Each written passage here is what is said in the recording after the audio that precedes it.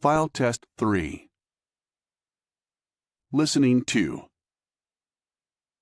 My name's Sarah Jason, and I'm here today to talk about how I became a writer. I guess I should start at the beginning. Talk about what inspired me and why I decided to go for it and write my first story. Well, when I say my first story, I mean the first I wrote as Sarah Jason, the author, because the first story I ever wrote was very, very long ago when I was a child. I can't remember learning to read. I feel like I've always done it. But my mother tells me that I read my first book aloud to her when I was only 3 years old. Back then, we didn't have tablets or e-readers, just old-fashioned paper novels. And there were literally stacks of them all over my room. Some days I used to come downstairs with 2 or 3 books and just sit and read them, one after the other. On nice days, I'd go outside and swing on my swing while I was reading, or carry a book around the backyard with me. In the winter, I remember once taking my sled out into the snow and sitting on it, reading. As I got older, about 10 or 11, my brother and I would make up adventure stories together. We'd discuss the characters and then draw them. After that, we'd take turns to write paragraphs. Or he would write the first half of the story and I'd write the second half. I absolutely loved the thrill of it. And that hasn't changed. In fact, I still have a couple of those collaborative stories we wrote together. Of course, I went on to study literature in college and I loved it. But after I graduated, I realized I was in debt. I needed a job to pay off my student loans. So I trained to become a teacher and began working in a high school.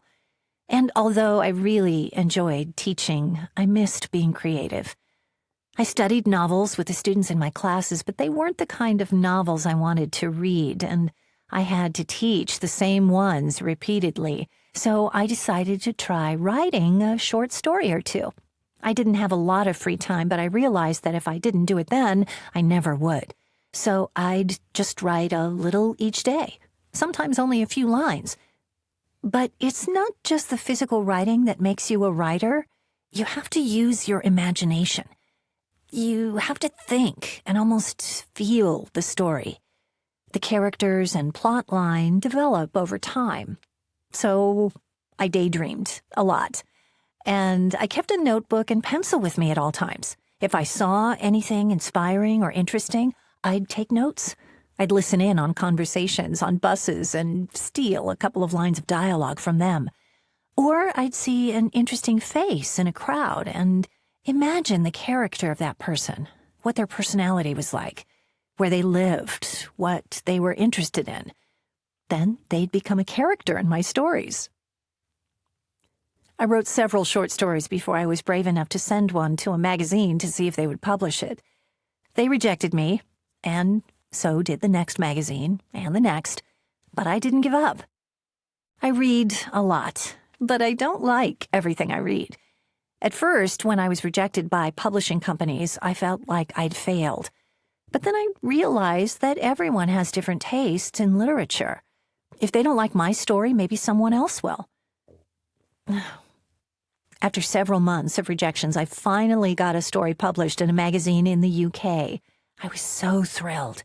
And would you believe it? A publisher here in the US got in touch with me to ask if he could publish it too. The ridiculous thing is, his publishing company had actually rejected the story 2 months earlier.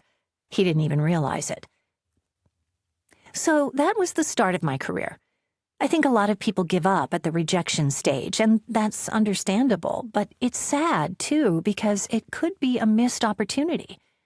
I won a couple of short story competitions, and then I started to feel like I was ready for my first novel. I made the brave move of giving up my teaching career and started writing full-time. Well, when I say writing, you know what I mean. Some of the time I'm writing. The rest of the time I'm just thinking of a good story.